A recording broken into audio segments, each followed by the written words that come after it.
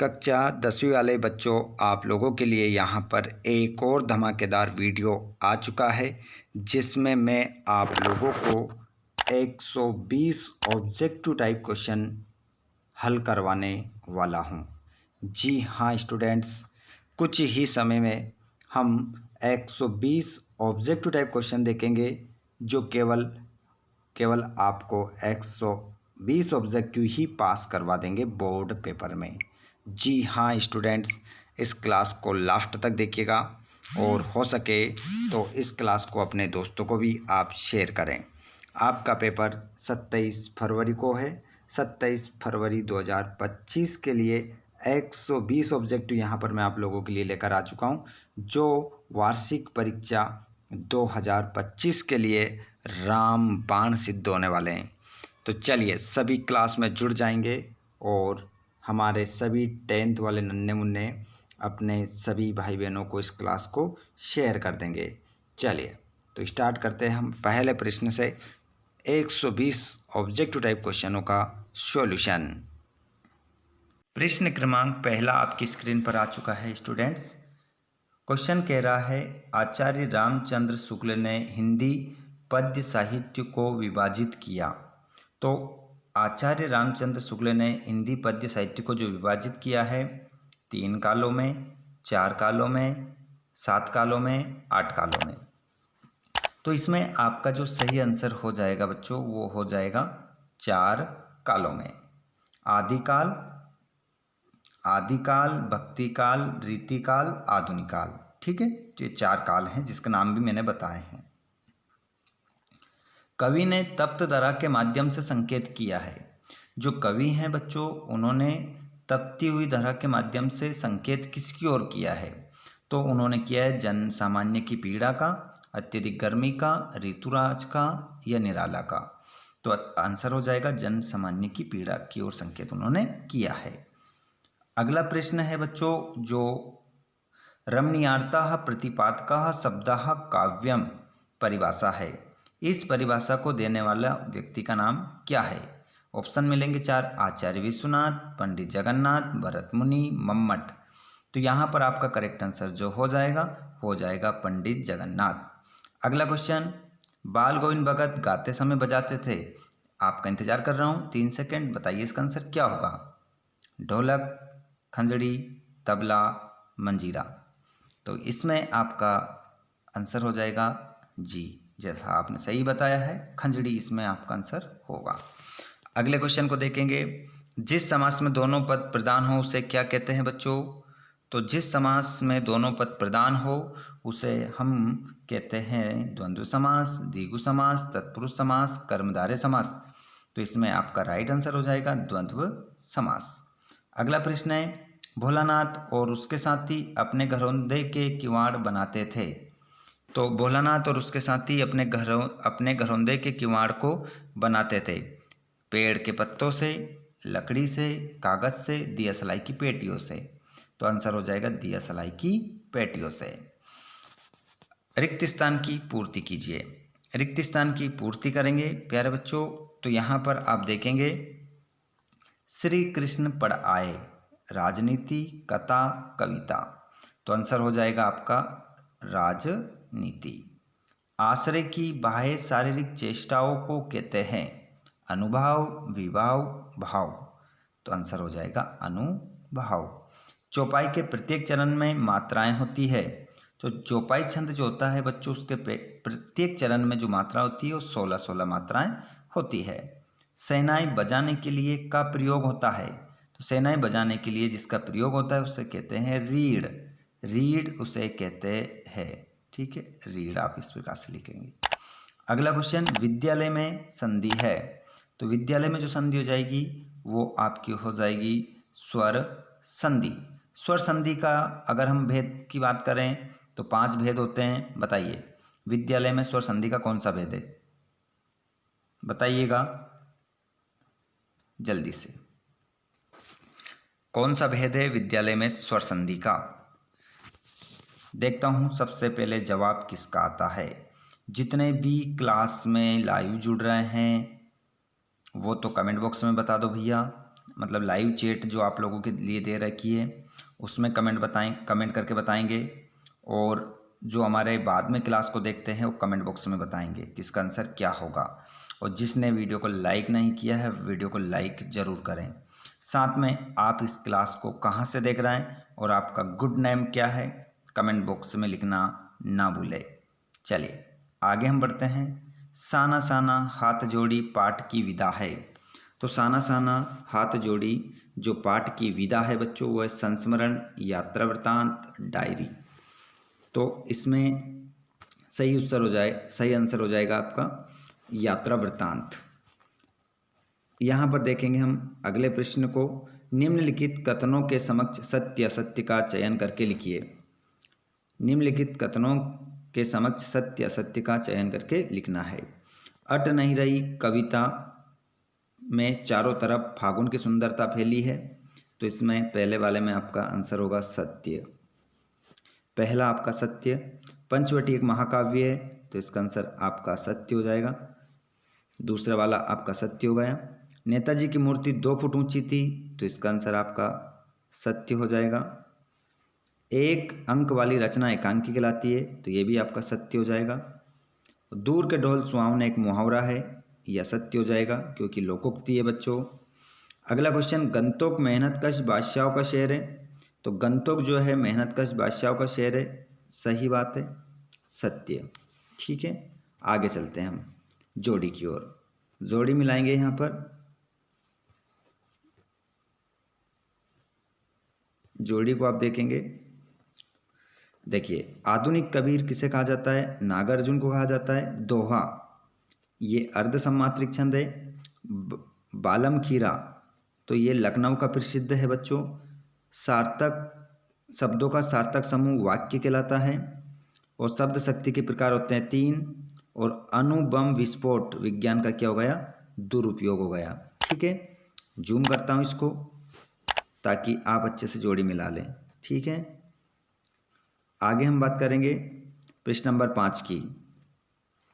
मुख्य गायक को ढांढस बंधाने का काम कौन करता है। तो इसका आंसर होगा आपका संगतकार। संगतकार उत्तर होगा। अगला क्वेश्चन है, किसी बात या वस्तु का अधिक बड़ा चढ़ाकर वर्णन करना किस अलंकार में होता है। तो इसमें आंसर हो जाएगा अतिशयोक्ति।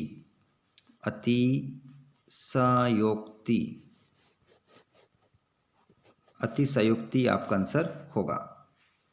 अगला क्वेश्चन, मन्नू भंडारी के पिता रसोई घर को कहते थे। तो वो कहते थे बटियार खाना। आंसर क्या लगाओगे आप, बटियार खाना। पीछे जोड़ देना इसके, बटियार खाना। क्रिया विशेषण में किसकी विशेषता बताई जाती है। तो क्रिया विशेषण में क्रिया की विशेषता बताई जाती है। भोलानाथ और उसके साथी अमोले को घिसकर क्या बजाते थे। तो आंसर हो जाएगा शहनाई। ठीक है, अगला क्वेश्चन, लेखक अज्ञे ने हिरोशिमा कविता कहाँ बैठकर लिखी थी। तो आंसर हो जाएगा रेलगाड़ी में बैठकर लिखी थी उन्होंने हिरोशिमा कविता। क्वेश्चन क्रमांक पहला, छायावाद के आधार स्तंभ कवि नहीं है। निराला, जयशंकर प्रसाद, महादेव वर्मा, सूरदास। देखिए छायावाद के आधार स्तंभ कवि नहीं है पूछा है। निराला तो है, जयशंकर प्रसाद भी है, महादेव वर्मा भी है, पूछा है नहीं है। तो सूरदास आपका यहाँ पर करेक्ट आंसर होगा।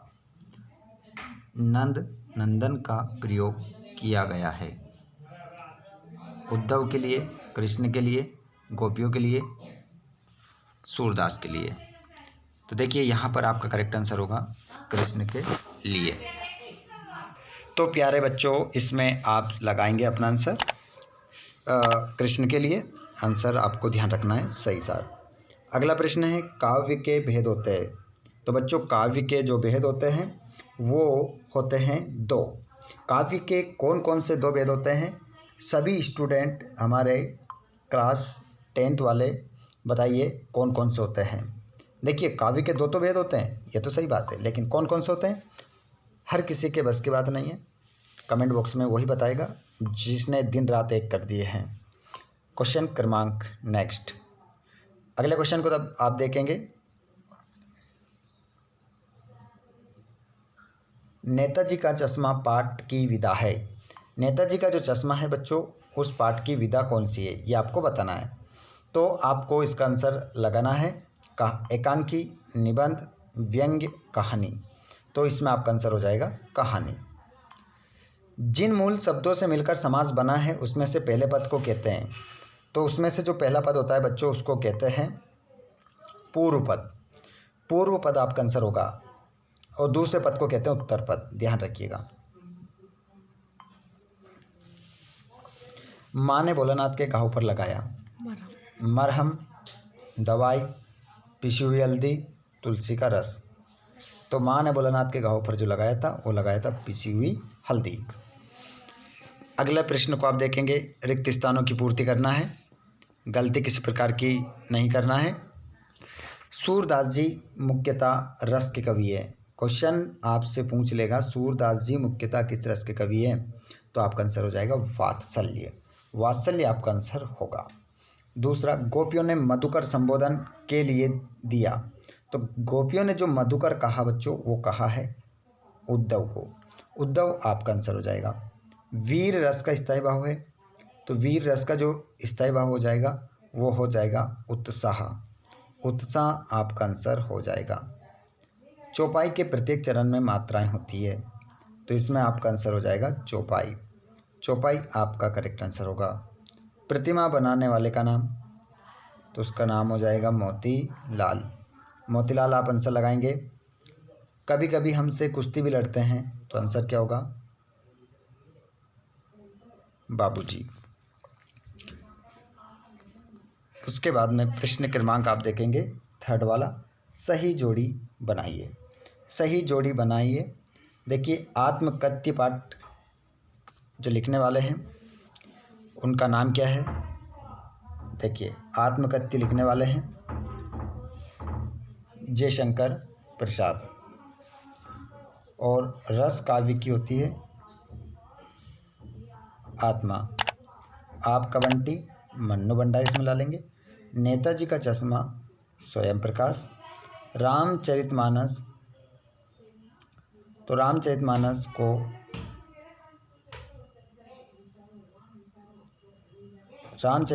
को आप मिलाएंगे माता का अंचल, तो शिव पूजन साय हो जाएगा। और रामचरितमानस ये क्या है, एक महाकाव्य है। एक मिनट नीचे चलते हैं, थोड़ा सा ऑप्शन यहाँ पर एक गड़बड़ लग रहा है। ठीक है, नीचे ऑप्शन दे रखे हैं और भी। आत्मकथ्य जयशंकर प्रसाद, रस काव्य की आत्मा है। आपका बंटी मन्नू भंडारी, नेताजी का चश्मा स्वयं प्रकाश, और माता का अंचल शिव पूजन सहाय। रामचरितमानस का आंसर नीचे देखते हैं हम, लास्ट पांचवा वाला महाकाव्य। ठीक है, रामचरितमानस को हम महाकाव्य से मिला देंगे।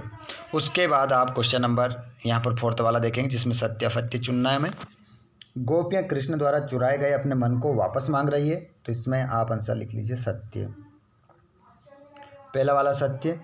वीर व्यक्ति अपनी प्रशंसा स्वयं करते हैं, तो इसका आंसर आपका असत्य हो जाएगा। असत्य आपका आंसर होगा दूसरा। उसके बाद में आप देखेंगे अगले क्वेश्चन को, कहानी का केंद्र बिंदु कथानक या कथा वस्तु है, तो इसका आंसर आपका सत्य हो जाएगा। अगले प्रश्न को देखेंगे, उपकार मानने वाला कृतज्ञ कहलाता है, तो इसमें भी आप सत्य लिखेंगे। नेताजी की मूर्ति संगमरमर की थी, तो इसका आंसर भी आपका सत्य हो जाएगा। तारकेश्वरी भोलानाथ थे, तो इसका आंसर भी आप सत्य लगाएंगे। उसके बाद में हमारा अगला प्रश्न आता है, एक शब्द एक वाक्य में उत्तर देना है। आइए देख लेते हैं इन प्रश्नों को। गोपियों ने भ्रमर के बहाने किस पर व्यंग बाण छोड़े हैं? उद्धव पर। उद्धव आपका आंसर होगा इसमें। सूरदास भक्ति काल के किस शाखा के कवि हैं? तो देखिए इसमें आंसर लिखेंगे आप सगुन भक्तिधारा के कृष्ण मार्ग शाखा के। कृष्ण भक्ति शाखा लिख सकते हैं आप। ठीक है, या तो सगुन लिख सकते हैं या कृष्ण भक्ति शाखा लिख सकते हैं। कृष्ण भक्ति शाखा ज़्यादा बेटर होगा। गणों की कुल संख्या कितनी होती है? तो गणों की कुल संख्या होती है 8। गणों की कुल संख्या होती है 8। कंपनी के काम के सिलसिले से कस्बे से कौन गुजरता था? तो इसका आंसर हो जाएगा हालदार साहब।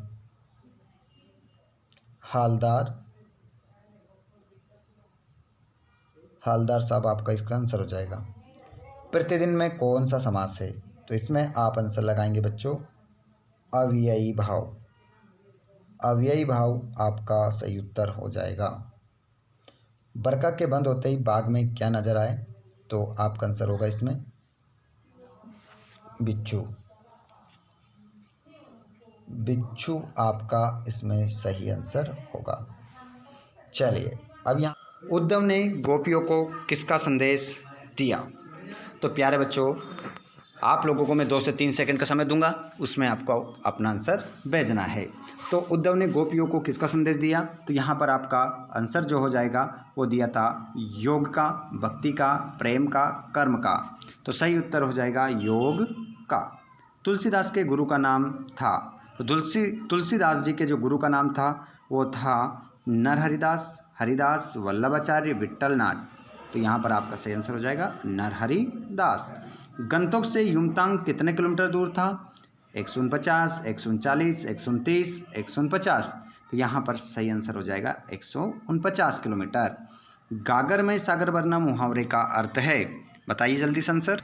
यहाँ पर आप देखेंगे तो आपका अर्थ होगा एकमात्र तारा, एकमात्र सहारा, भाग जाना, थोड़े में बहुत कहना। तो यहाँ पर आपका आंसर हो जाएगा थोड़े में बहुत कहना। अगले क्वेश्चन को देखेंगे। जयशंकर प्रसाद द्वारा रचित महाकाव्य कौन सा है? तो जयशंकर प्रसाद ने कौन सा महाकाव्य लिखा? रामचरितमानस, कामायनी, साकेत, पद्मावत। तो प्यारे बच्चों बताइए यहाँ पर आंसर क्या होगा? तो करेक्ट आंसर हो जाएगा कामायनी। अब मैं आप लोगों से तैयार हो जाइए, कमर कस लीजिए। कमर कसना मुहावरे करते तैयार होना। तो मैं आपसे कह रहा हूँ कमर कस लीजिए, कमर कस लीजिए मतलब तैयार हो जाइए। बताइए रामचरितमानस किसने लिखा और पद्मावत किसने लिखा? ये भी महाकाव्य है दोनों, इनको किसने लिखा? कमेंट बॉक्स में बताइएगा। जल्दी से देखता हूँ सबसे पहले जवाब कौन देता है। अगले क्वेश्चन को देखेंगे बच्चों हम। अगला प्रश्न है हमारा कि जो विशेषता बताने वाले शब्द होते हैं उन्हें क्या कहते हैं? छठा प्रश्न है आपकी स्क्रीन पर, क्रिया की विशेषता बताने वाले शब्द कहलाते हैं। तो बच्चों यहाँ पर आपका आंसर हो जाएगा शब्द, विशेषण, क्रिया विशेषण या वाक्य। तो सही आंसर आप लगाएंगे यहाँ पर क्रिया विशेषण। अगले प्रश्न को दूसरे नंबर पर देखेंगे हम। रिक्त स्थान की पूर्ति कीजिए। महापुरुष में समास है, तो महापुरुष में कौन सा समास होगा? तो यहाँ पर आपका सही आंसर हो जाएगा महापुरुष में समास हो जाएगा बहुव्रीहि नहीं होगा, कर्मधारय समास आपका आंसर लगाएंगे। कर्मधारय राइट आंसर है। लेखक स्वयं प्रकाश का जन्म में हुआ। लेखक स्वयं प्रकाश जो थे जिन्होंने नेताजी का चश्मा पाठ लिखा है, जिनका जन्म 1947 में हुआ था इंदौर में। कहाँ हुआ था बच्चों? इंदौर में उनका जन्म हुआ था। अगला प्रश्न है मात्रिक छंदों में की गणना होती है। तो मात्रिक छंद में किसकी गणना होती है? तो जानते हैं हम, जैसे कि यहाँ पर आया मात्रिक, तो मात्राओं की गणना की जाएगी। अगला क्वेश्चन सभ्यता का परिणाम है। सभ्यता किसका परिणाम है बच्चों? तो यहाँ पर सभ्यता संस्कृति का परिणाम है। अगला क्वेश्चन देखेंगे हम। बिस्मिल्लाह खां ने मंदिर में शहनाई बजाते थे। तो जो बिस्मिल्लाह खां थे के मंदिर में शहनाई बजाते थे, तो आंसर हो जाएगा राम बालाजी। तो आंसर राइट होगा बालाजी। क्रिया विशेषण के प्रकार होते हैं। तो बच्चों क्रिया विशेषण कितने प्रकार के होते हैं?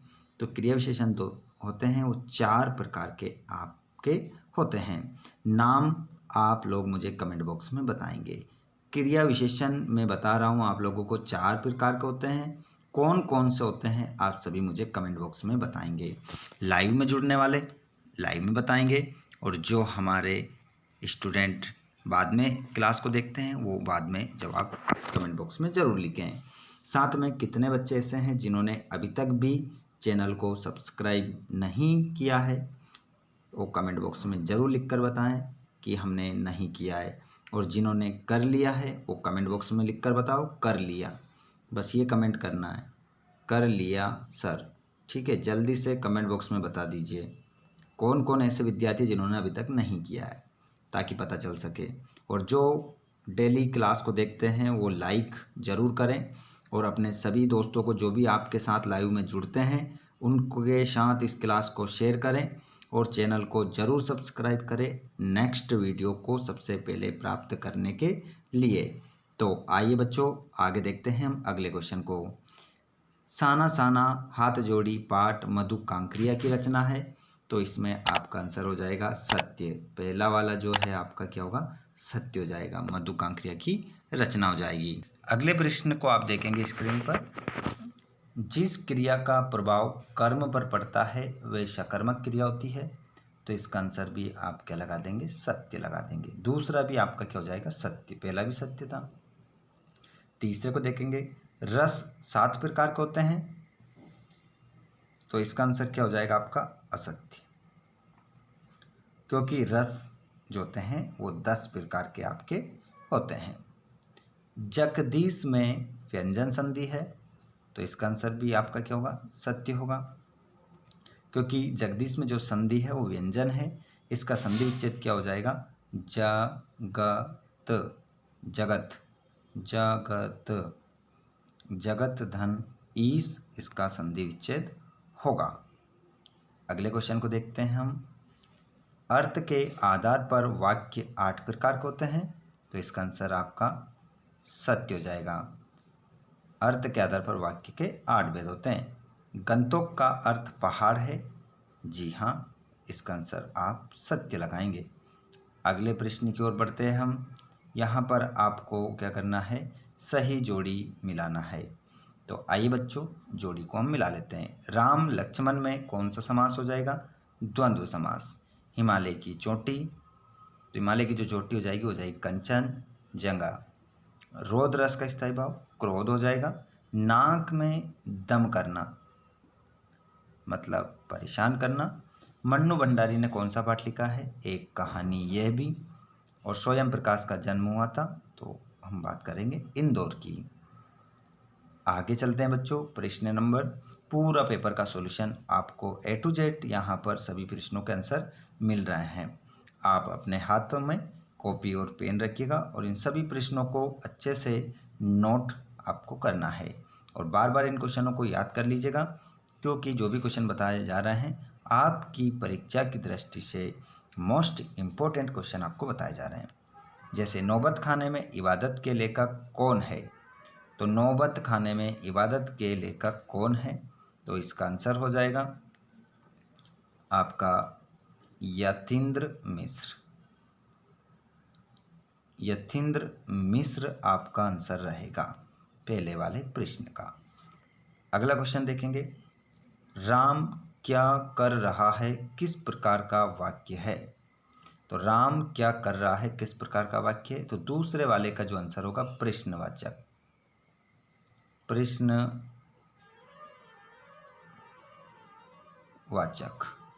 प्रश्नवाचक आपका आंसर हो जाएगा। नई कविता का प्रारंभ कब से हुआ, तो बच्चों इसका जो प्रारंभ हुआ 1950 से हुआ। ठीक है। सूरदास जन्म से कैसे थे, तो सूरदास जन्म से जो थे वो कैसे थे, तो आंसर हो जाएगा अंधे। सूरदास जन्म से अंधे थे। शब्द गुण कितने प्रकार के होते हैं, तो बच्चों शब्द गुण जो होते हैं वो 3 प्रकार के होते हैं। चलिए नाम कमेंट बॉक्स में बताइए, सही बताइए जल्दी से, मैं इंतज़ार कर रहा हूँ, लाइव में इंतज़ार कर रहा हूँ आप सभी का कि शब्द गुण कितने प्रकार के होते हैं। ऑल स्टूडेंट कमेंट बॉक्स में बताएंगे जल्दी से। जो दोस्त लाइव क्लास से बाहर हैं, नहीं जुड़ पाते हैं, वो कमेंट आने चाहिए, लाइव क्लास में भी आना चाहिए और कमेंट बॉक्स में भी आना चाहिए। जो लाइव क्लास में नहीं जुड़ते हैं उन लोगों के सभी बच्चे क्लास को बहुत ही शानदार तरीके से देख रहे हैं, लेकिन जितने स्टूडेंट लाइव क्लास में जुड़े हैं उन सभी ने अभी तक क्लास को, इस सेशन को लाइक नहीं किया है। भैया आप सभी लाइक कर दो, और जितने भी दोस्त हमारे रोज़ जुड़ते हैं क्लास में उन सभी को एक बार शेयर कर दो। देखिए यूट्यूब पर 2 से 3 वीडियो दिन में डलने पर नोटिफिकेशन भेजना बंद कर देता है यूट्यूब। तो आप सभी की जिम्मेदारी है कि उनको बता दो कि क्लास लाइव स्टार्ट हो गई है, उन सभी तक शेयर कर दीजिए आप लोग। चलिए बच्चों, आधुनिक काल का आरंभ माना जाता है। तो आधुनिक काल का जो आरंभ माना जाता है बच्चों, वो माना जाता है संवत 1900 से। संवत 1900 से आदिकाल की शुरुआत मानी जाती है। गोपियों के अनुसार, दूसरा प्रश्न है, गोपियों के अनुसार कड़वी ककड़ी की तरह है। तो गोपियों के अनुसार जो कड़वी ककड़ी की तरह है वो है आपका योग संदेश। योग संदेश गोपियों ने कड़वी ककड़ी की तरह माना है। अगला है रसात्मकम वाक्यम काव्यम परिभाषा है। तो ये जो परिभाषा है वो किसकी है? तो आप लगाएंगे इसका आंसर आचार्य विश्वनाथ की। वेरी वेरी इंपॉर्टेंट है, आप सभी नोट कर लीजिएगा। और आपको यदि बोर्ड एग्ज़ाम में धमाका करना है तो डेली क्लास ज़रूर लीजिए। हिंदी की, हिंदी कक्षा 12वीं की इस क्लास को डेली लीजिए। आप लोगों के लिए रोज़ लाइव क्लास ली जा रही है। देखिए आचार्य विश्वनाथ की, मम्मट की, पंडित जगन्नाथ की, भरत मुनि की। तो आपको पता है आचार्य विश्वनाथ ने इस परिभाषा को दिया है। नेताजी का चश्मा पाठ की विदा है। नेताजी का जो चश्मा है ये पाठ की विदा है। तो प्यारे बच्चों इसमें आपका आंसर हो जाएगा कहानी है ये। अगला क्वेश्चन है, जो शब्द क्रिया की विशेषता प्रकट करते हैं उन्हें कहते हैं। तो जो शब्द क्रिया की विशेषता को प्रकट करते हैं उन शब्दों को हम कहते हैं विशेषण, क्रिया विशेषण, रीति विशेषण, जाति विशेषण। तो उसे क्रिया विशेषण कहा जाता है। अगले प्रश्न को देखेंगे। छठा है, भोलानाथ के ललाट पर तिलक सुशोभित होता था। तो भोलानाथ के ललाट पर किसका तिलक लगाता था वो? कुमकुम का, बभूत का, चंदन का, सिंदूर का। तो यहाँ पर आपका सही उत्तर हो जाएगा बभूत का तिलक लगाता था। चंदन का मत कर देना, गलत हो जाएगा। अधिकतर सब चंदन का तिलक लगाते हैं ना, तो गलत हो जाएगा। बभूत का आपका सही उत्तर होगा। खालिस्तान, व्यक्ति अपनी प्रशंसा स्वयं नहीं करते। तो यहाँ पर जो आंसर होगा निडर। निडर व्यक्ति अपनी प्रशंसा स्वयं नहीं करते। तो इसमें निडर आप फील करेंगे। अगले प्रश्न को देखेंगे आप। प्रश्न क्रमांक आपका रहेगा दूसरे में आप क्या करेंगे? नायक के जीवन की एक घटना का पूर्णता के साथ अंकन में किया जाता है। देखिए नायक के जीवन की एक घटना का पूर्णता के साथ अंकन में किया जाता है। तो यहाँ पर आपका हो जाएगा महाकाव्य में। महाकाव्य आपका आंसर होगा। अगला प्रश्न है, अगले प्रश्न को आप देखेंगे। प्रश्न क्रमांक आपका देखिए नायक के जीवन की एक घटना का, अरे तो यहाँ पर महाकाव्य नहीं होगा। देखो ना, बोला ना उसने एक घटना का। हाँ तो एक घटना तो पूरी बताई जाइए ना उसमें, तो यहाँ पर खंडकाव्य होगा। महाकाव्य हटाइए इसमें से, खंडकाव्य आपका सही आंसर होगा, करेक्ट आंसर है। अगला क्वेश्चन है, काव्य की शोभा बढ़ाने वाले तत्वों को कहते हैं। काव्य की शोभा बढ़ाने वाले तत्व को क्या कहते हैं? अलंकार कहते हैं। अलंकार आपका सही उत्तर होगा। अगला क्वेश्चन है, सच्चे साधु की पहचान उसके से होती है। देखिए सच्चे साधु की जो पहचान होती है उसके भक्ति, पहनावे या विचारों से, तीनों में से किससे होगी? तो विचारों से होती है। भक्ति की पहचान किससे होती है? साधु की पहचान किससे होती है? विचारों से होती है। समास में प्रथम पद प्रधान एवं अव्यय होता है। समास में प्रथम पद प्रधान एवं अव्यय होता है। तो यहाँ पर आपका जो सही उत्तर हो जाएगा अव्ययी भाव समास में। अगला क्वेश्चन, गंतोक का मतलब है। तो गंतोक का जो मतलब होता है वो होता है पहाड़। पहाड़ आपका सही उत्तर हो जाएगा। यहाँ पर जोड़ी मिलाना है, जोड़ी मिलाते हैं। बताइए, झरना, आंसू, लहर। झरना, आंसू, लहर के रचनाकार कौन है? तो जयशंकर प्रसाद आपका होगा। बार बार मोहि लागी बुलावा में यहाँ पर पुनरुक्ति प्रकाश अलंकार हो जाएगा। गद्य की प्रमुख विधा कौन सी है? तो यहाँ पर आपकी कहानी हो जाएगी। आपका बंटी मन्नू भंडारी का उपन्यास है ये। वाच्य के भेद होते हैं 3। अरि ओ करुणा प्रभामयी, ये अज्ञे की रचना है। ठीक है, इस प्रकार आपकी जोड़ी हो जाएगी। आगे यदि हम चलेंगे क्वेश्चन की ओर, देखिए जितने भी क्लास में हमारे स्टूडेंट लाइव जुड़ रहे हैं, आप सभी से रिक्वेस्ट है कि इस क्लास को अपने सभी दोस्तों तक ज़रूर शेयर करें, और चैनल को आपने सब्सक्राइब नहीं किया है तो चैनल को ज़रूर सब्सक्राइब करें ताकि आने वाले वीडियो का नोटिफिकेशन सबसे पहले आप तक पहुँचे। चलिए, एक वाक्य में उत्तर देना है। आधुनिक कबीर किसे कहा जाता है? तो आधुनिक जो कबीर कहा जाता है वो कहा जाता है नागार्जुन को। नागार्जुन आपका इसमें सही उत्तर होगा। रस के अंगों के नाम लिखिए। तो रस के अंग जो होते हैं वो होते हैं विभाव, दूसरा अनुभाव, अनुभावेय, संचारी भाव और स्थायी भाव। स्थायी भाव, ठीक है, ये 4 प्रकार के आपके भाव हो जाएंगे। काशी किसकी पाठशाला है? तो यहाँ पर काशी किसकी पाठशाला है? तो यहाँ पर आपका आंसर हो जाएगा संस्कृति की। काशी संस्कृति की क्या है? पाठशाला है। ठीक है, 2 स्वरों के आपस में मिलने पर कौन सी संधि होती है? तो आंसर हो जाएगा स्वर संधि, स्वर संधि। जो मीठी वाणी बोलता हो, वाक्यांश के लिए एक शब्द क्या होगा? तो इसका आंसर हो जाएगा मृदुभाषी। मृदुभाषी आपका उत्तर होगा। श्वेत पताकाएं किसका प्रतीक है? श्वेत पताकाएं किसका प्रतीक है? तो आपका आंसर हो जाएगा शांति एवं अहिंसा। शांति एवं अहिंसा का प्रतीक है कौन? श्वेत पताकाएं। आगे हम चलते हैं, सत्य देखेंगे। ठीक है, संगतकार कविता मुख्य गायक का साथ देने वाले संगतकार की भूमिका के महत्व पर लिखी गई है। तो इसमें आप लिख देंगे सत्य, पहला वाला सत्य हो जाएगा। दोहा और चौपाई मात्रिक छंद है, तो इसमें भी आपका सत्य हो जाएगा। संस्कृति पाठ व्यंग्य विधा में लिखा गया है, तो इसका आंसर आपका हो जाएगा असत्य।